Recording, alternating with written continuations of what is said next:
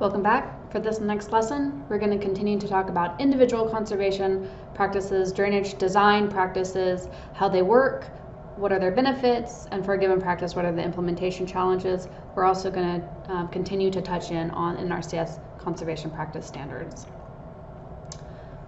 The practice of controlled drainage is the practice of using adjustable structures to manage the level of the drainage outlet. This practice retains water and nitrate in the soil during periods when it's not absolutely critical to be draining our fields. You can see from the figure on the left, under a conventional drainage system, you lower the water table to the elevation of the drain pipe. So once that tile pipe or once those drainage pipes are installed in your field under conventional drainage, you're always going to lower the water table to whatever that depth is, whatever that elevation is.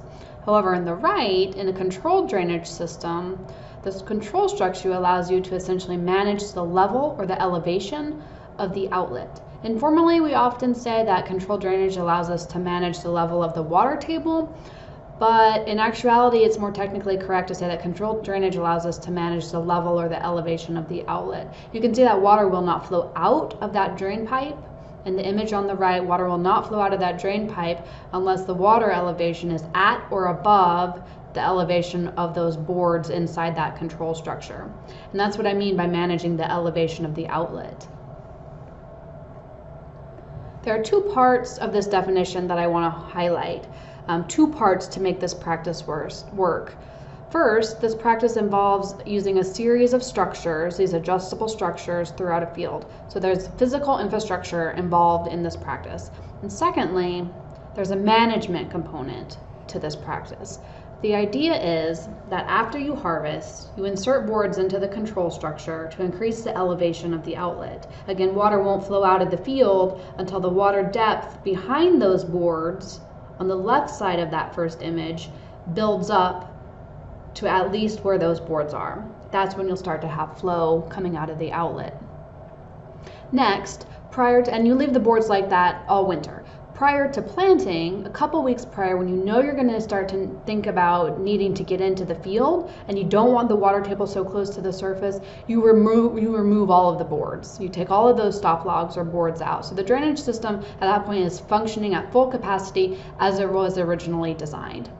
And then after planting, when you're done with all your fields, most of your spring field operations, you insert boards back into the control structure to again raise the outlet elevation, but not so high as to impede root growth. So after planting, you still want healthy aeration in the root zone, but you can also use this time to help store soil moisture below the root zone, rather than just having that system operating as a free drainage or conventional drainage system. Touching in on a little bit of terminology, a control structure is a structure that can be installed over a drain pipe, inside which stop logs or boards can be inserted to manage the outlet elevation. We've covered that before, and as I said, these structures create physical infrastructure that's required for the practice of controlled drainage. Side note, it's usually not just one structure per field. It usually requires more than one structure per field depending on your field slope. Inside the control structure, we use boards, aka stop logs or plates or gates or flashboard risers. They're called all sorts of different things, but these plates are what you actually insert down, and this is the adjustable part because you can pull them out and you can put them in depending on what part of the year you're in.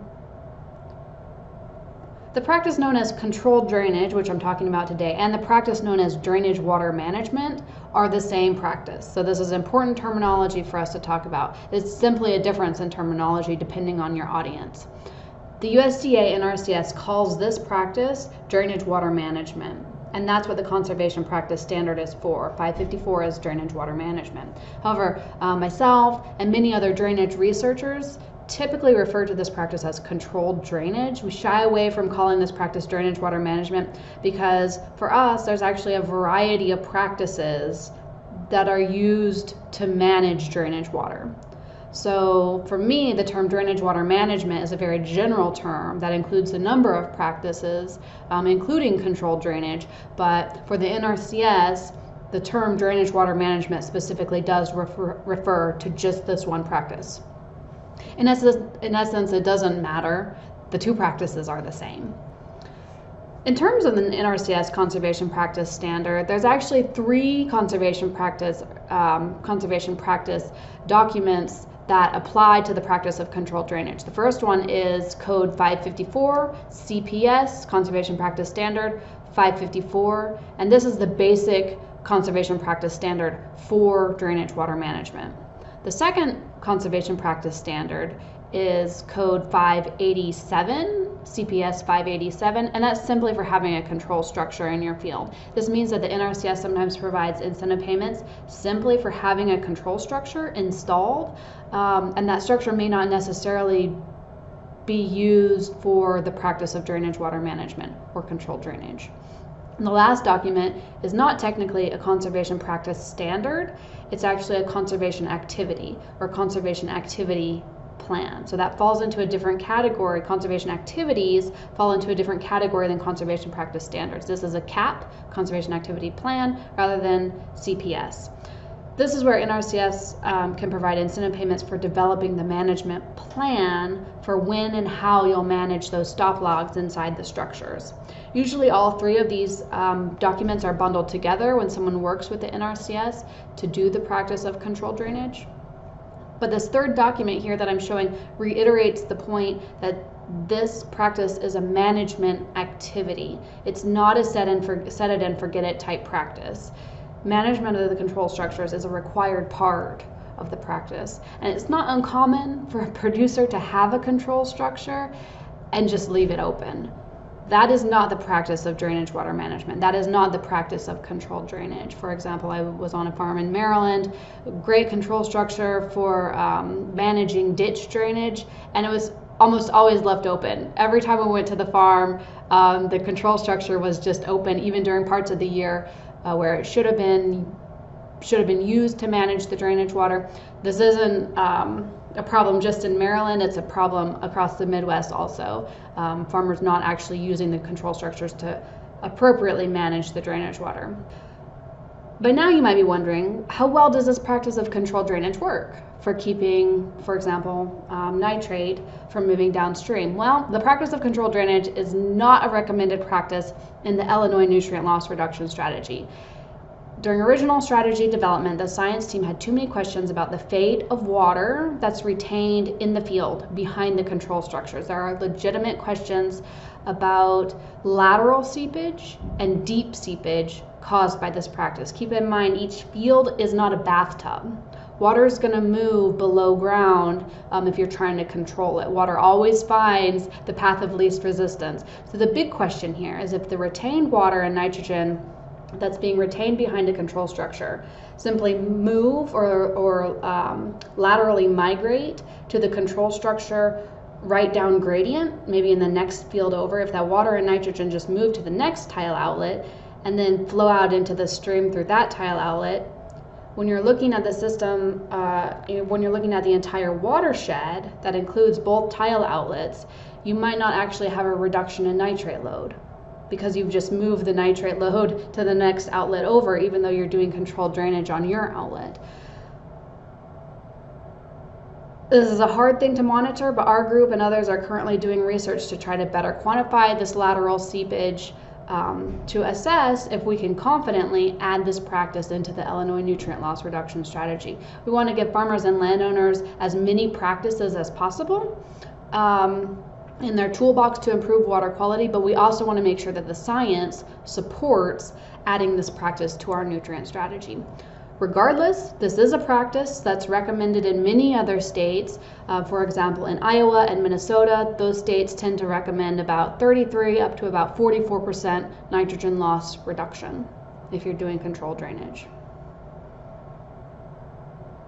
Lastly, let's end with some uncertainties, limitations, opportunities for this practice of controlled drainage. We just talked about uncertainties surrounding the possibility of lateral or deep seepage when we're doing controlled drainage, and how that might lead to an overestimation of how well this practice works if you're looking at the watershed scale. There's also thinking that the practice of controlled drainage could increase surface runoff.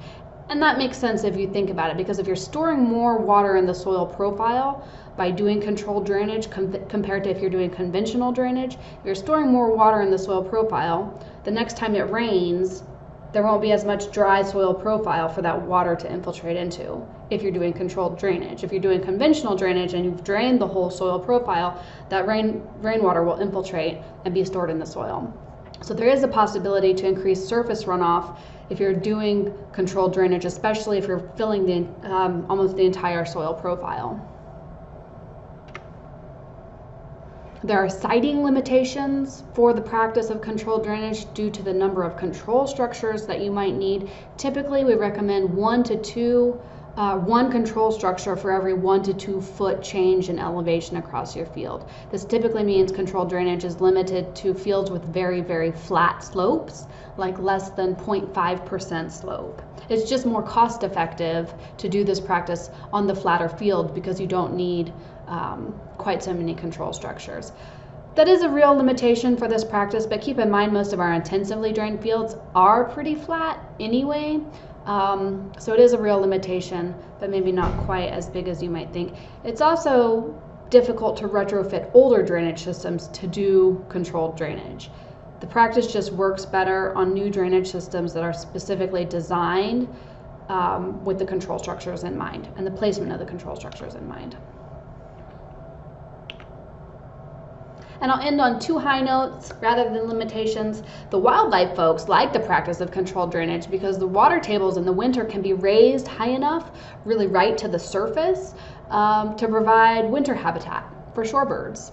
We typically recommend the water table is raised no more than 6 inches within the soil surface, but for wildlife habitat, that water level could be raised really to the soil surface. And then lastly, the practice of controlled drainage is one of the few water quality improvement practices that has the possibility of providing a yield benefit.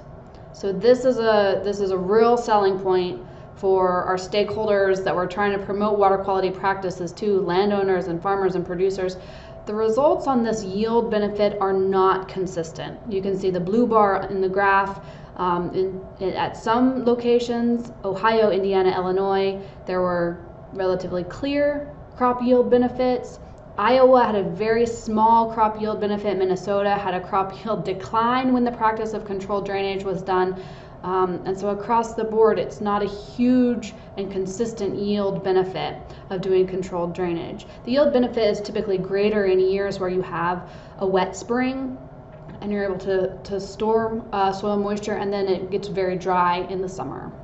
So if you just have a very dry year for the entire year, controlled drainage won't benefit your yield because you're not holding any water back because there wasn't any in the spring. If you have a really wet year, controlled drainage won't benefit your yield either because you don't need that supplemental soil moisture.